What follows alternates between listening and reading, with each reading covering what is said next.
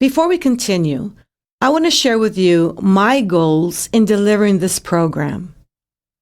My goal is for you to hear exactly what you need to hear in order to change your life today, to make positive changes in every area of your life that you choose to change. The tools and techniques and the concepts in this training are really life-changing when you apply them.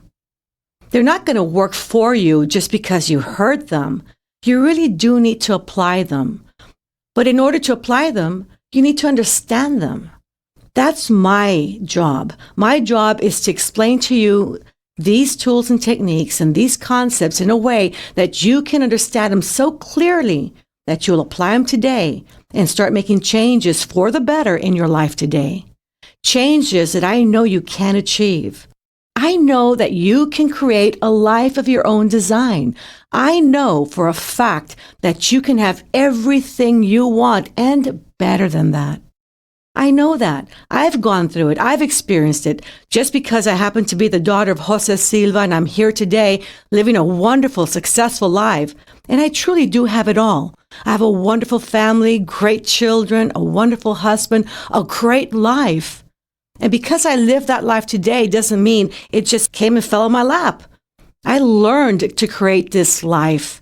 I learned to think, believe, and behave in the right way to make the right things come towards me, to attract the very things I wanted to attract into my life.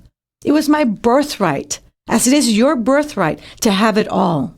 And my promise to you is to give you the tools and techniques that can help you get from where you are today to where you want to be.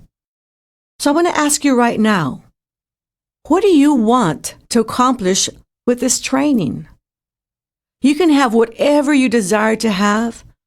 You can do whatever you want to do and be whatever you want to be.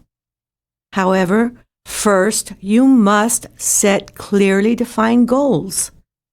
Your goals create your map of life. It will help you to get from where you are to where you want to be faster and easier. This is a great time for you to take a few moments to think of some short-term goals, medium-term goals, and long-term goals. This will not only get the ball rolling, but will help you direct your energy towards those things that you want to manifest. Oh yeah, and make sure you write them down. Writing your goals down guarantees their manifestation. It's a sort of contract you make with yourself and the universe from where all things come. You stick to your end of the bargain by congruently pursuing your outcomes with the techniques you're about to learn, and the universe will comply by giving you what you want, or better than that. Something else that I want you to keep in mind is that there's going to be a lot of information that you're going to be hearing. Some of this information you're going to buy into right away.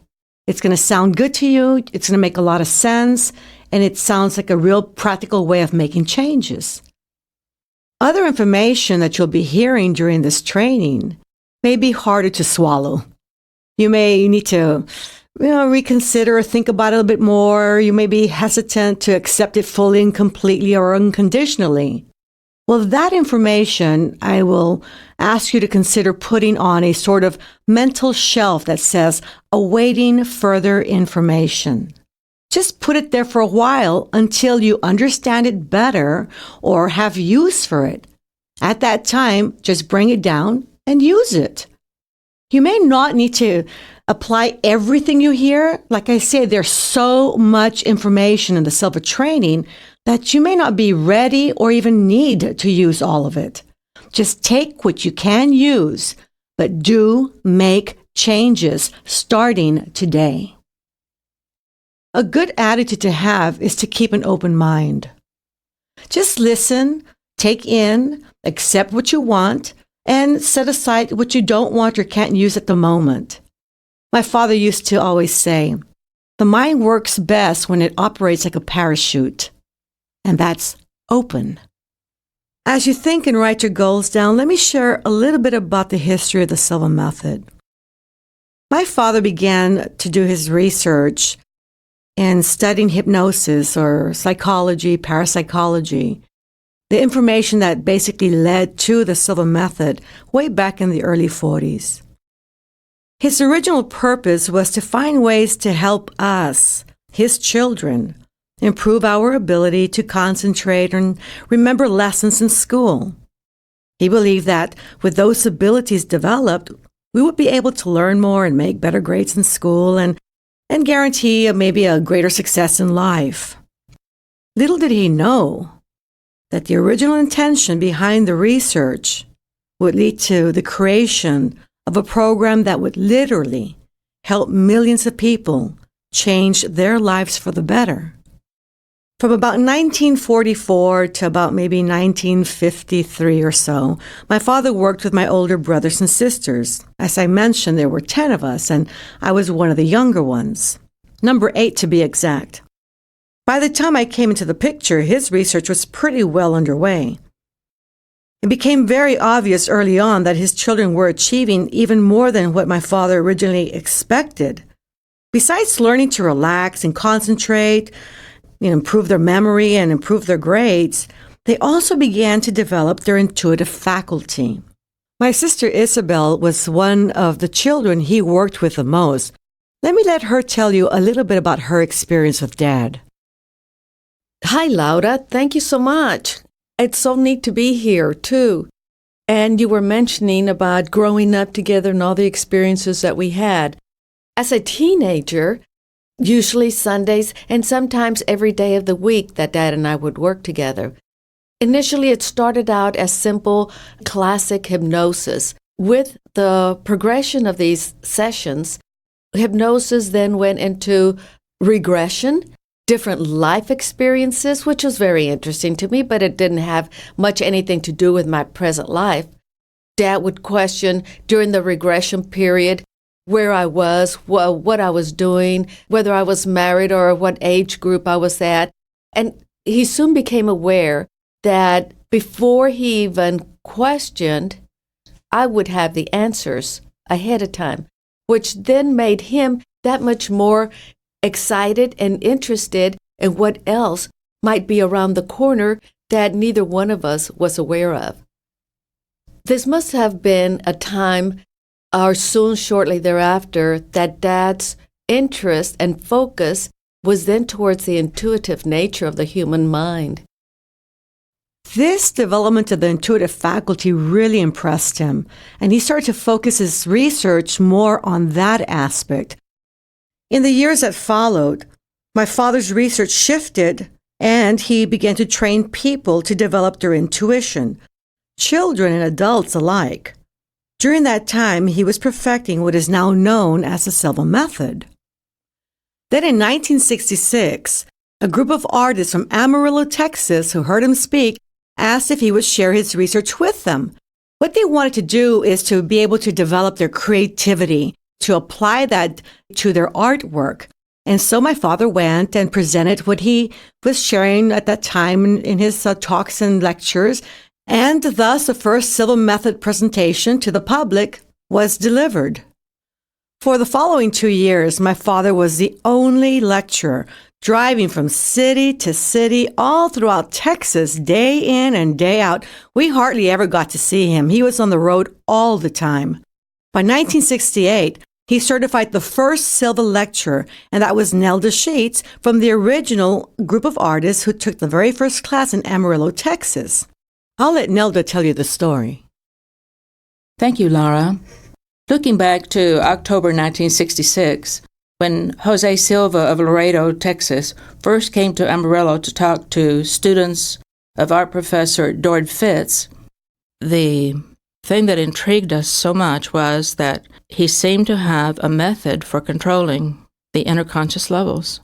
In our art class, we had been studying various ways to get into that deeper level with awareness, with controls. We had studied hypnosis. As a matter of fact, we spent a weekend with a hypnotist who guided us to deep levels, talked to us about the value of hypnosis. It was a great experience, relaxing, intriguing, and fun, but we did not learn specific formula techniques. to take into our studios. Every artist of all kinds, whether they write poetry or write books or music or painting, knows that certain things can cause a block. Sometimes it's merely a blank sheet of paper or a blank canvas. We didn't learn from hypnosis how to take care of that or how to eliminate that. We also had a yoga teacher come to our class, and she taught us yoga meditation. And again, this was relaxing. Some of the stretches were fun, but we did not learn how to be a better artist. The difference between a skilled painter and the true artist is that the true artist is a clairvoyant. The clairvoyant has a vision and then puts it on canvas or on paper or in the dance or whatever form of art. But first there's the vision that it was really important for us to learn, develop our clairvoyancy. When we heard that Jose Silva had a method for controlling this level, we were intrigued. That's what we were looking for.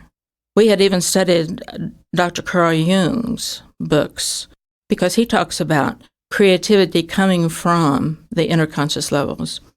And so when we heard Jose Silva talk in 1966 at our meeting, well, it was exactly what we had been looking for.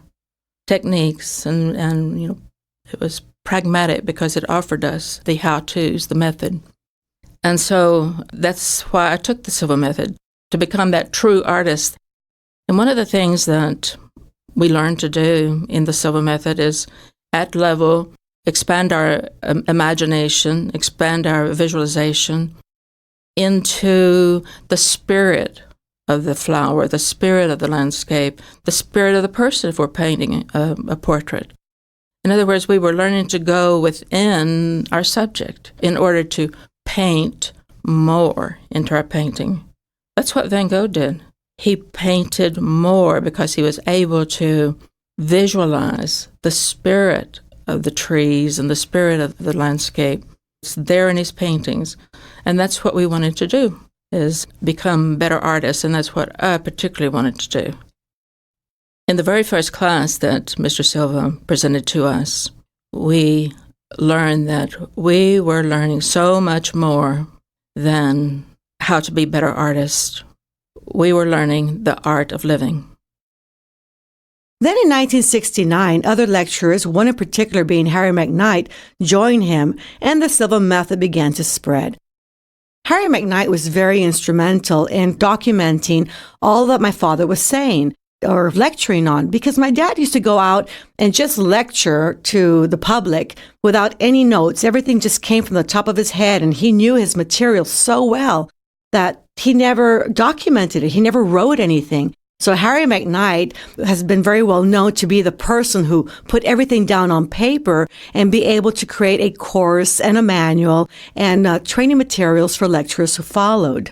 The Silva method was first taught throughout the United States, then to other countries.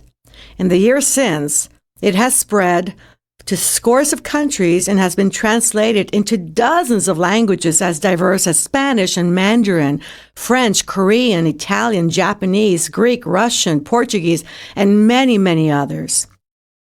Well, I guess by now you've had enough time to write down your goals.